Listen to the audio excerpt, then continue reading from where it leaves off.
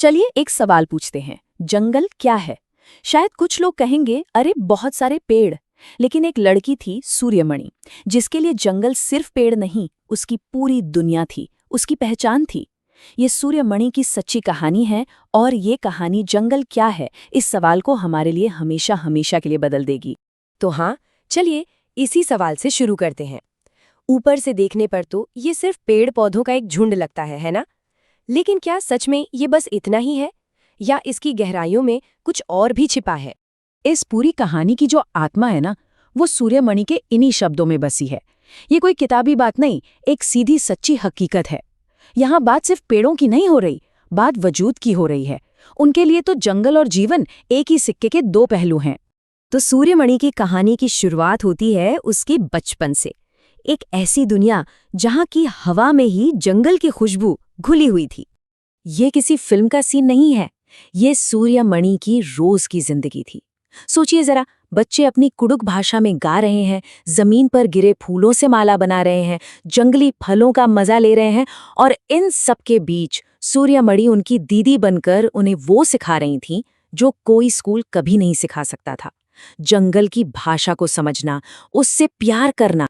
तो घूम फिरकर हम फिर से उसी सवाल पर आ जाते हैं, सूर्यमणि और उन बच्चों के लिए जो जंगल था, क्या वो हमारे लिए भी वही मायने रखता है?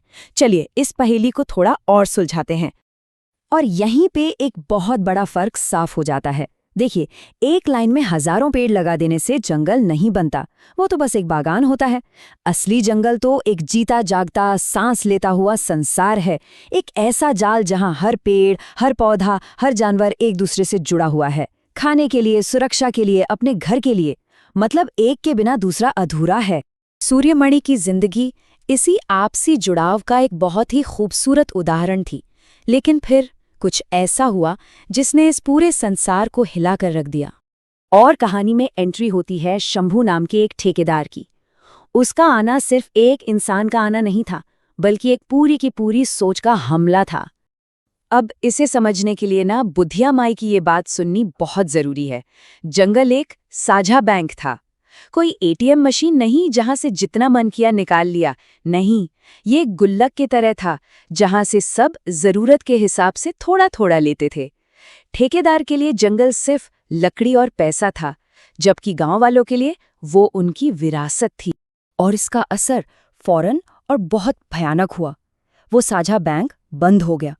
जिन पत्तियों और जड़ी बूटियों से घर चलता था, उन पर रोक लग गई। सूर्यमणि के पिता को मजबूरी में घर छोड़कर शहर जाना पड़ा। और सबसे डरावनी बात, जिस जंगल को वो अपना घर मानते थे, वो उनकी आंखों के सामने कट रहा था, खत्म हो रहा था। और इसी अंधेरे में उम्मीद की एक किरण दिखाई दी। उसके चाचा, मनिया चाचा ने उसे एक नया रास्ता दिखाया।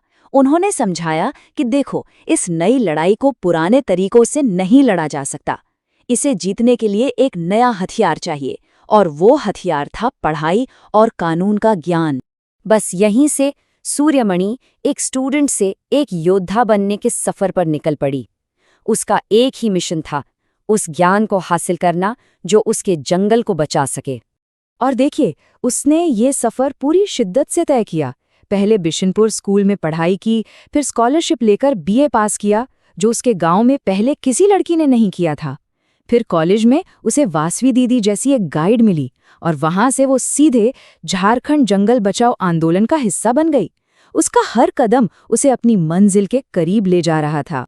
अब सूर्यमणि के पास सिर्फ जंगल का वो पारंपरिक ज्ञान नहीं था, बल्कि अब उसके हाथ में किताबों और कानून की ताकत भी थी, और उसने इस ताकत का इस्तेमाल करना शुरू कर दिया। सोचिए, सिर्फ 21 साल की उम्र में उसने तोरांग नाम का एक सेंटर शुरू किया। उसकी कुडुक भाषा में तोरांग का मतलब है जंगल। ये सिर्फ एक सेंटर नहीं था, ये अपनी संस्कृति, अपनी पहचान को बचाने का एक किला था। एक ऐसी जगह जहां बच्चों को अपनी भाषा, अपने गीत और जंगल के साथ जीने का तरीका सिखाया जाता था।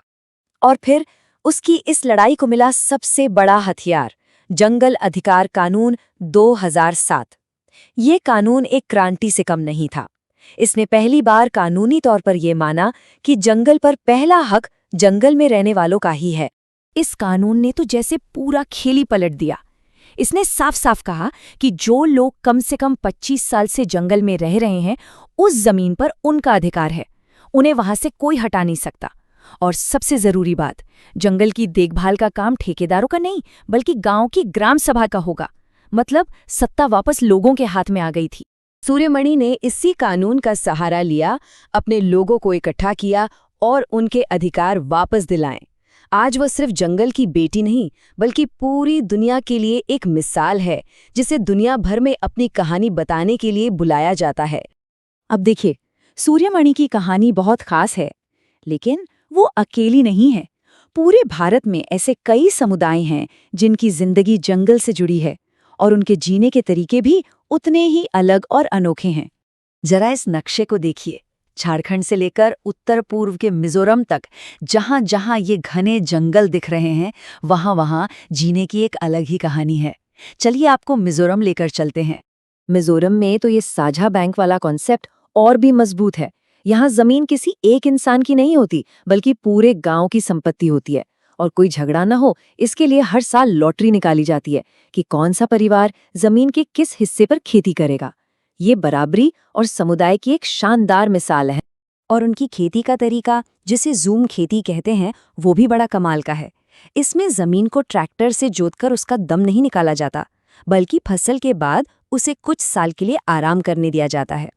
फिर खरपतवार को वहीं जलाकर उसकी राख को खाद की तरह इस्तेमाल करते हैं और बिना गहरी जुताई के एक साथ कई फसलें उगाते हैं। ये प्रकृति से लड़ना नहीं, बल्कि उसके साथ मिलकर काम करना है। और ये सारी बातें हमें वापस कहानी के मूल सवाल पर ले आती हैं, इस बार ओडिशा की एक 10वीं क्लास की स्टूडेंट सिखिया की आवाज़ में। वो भी वही सवाल पूछ रही है जिसके लिए सूर्यमणि ने लड़ाई लड़ी, कि अगर हम खदानों के लिए अपने जंगल और ज़मीनें खोद देंगे तो हमारे पास बचेगा क्या। सिखिया अपने सवाल का जवाब भी खुद ही देती है। सिर्फ जहरीली हवा, गंदा पानी और मीलों तक फैली बंजर जमीन। तो सवाल सिर्फ ये नहीं है कि जंगल किसके हैं, असली सवाल तो ये है कि हम अपने पीछे कैसी दुनिया छोड़कर जाना चाहते हैं, एक हरी भरी या एक बंजर। इसका जवाब हम सबको मिलकर तय करना होगा।